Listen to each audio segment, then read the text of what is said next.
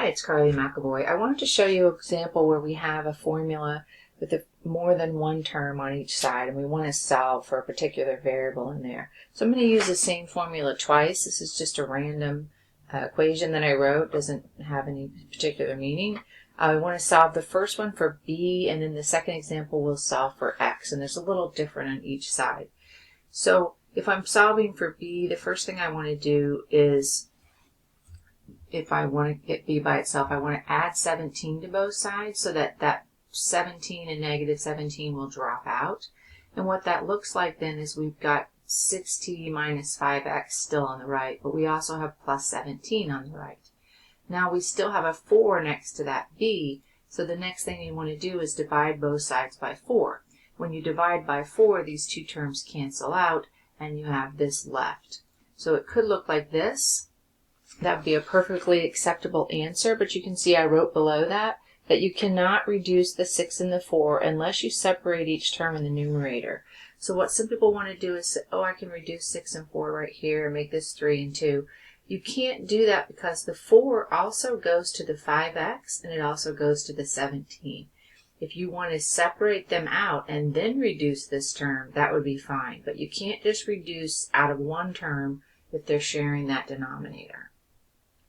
Okay, in the second example, I'm going to solve for x, and this has a negative in front of it, which makes it a little bit different, but I want to get rid of that 6t to start with because I want to get that x term by itself. Since I had a positive 6t, I'm going to subtract 6t, but I have to do the same on both sides. Once I remove that from both sides, what I have is 4b minus 6t minus 17 is negative 5x. The next thing I need to do is get rid of that negative 5 because that is over there by the x and we don't want it to be. So if I remove that, I'm going to do that by division. I'm going to divide both sides by negative 5.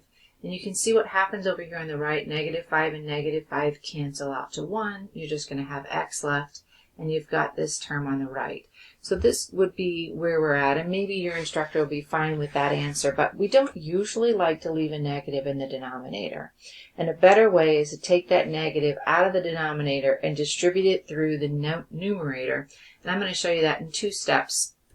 One, I'm going to take that negative 5 and I'm going to put it out front of the fraction, which is another way to write that, which is perfectly okay too. But now we know that negative is going to affect every term in the numerator once we do that.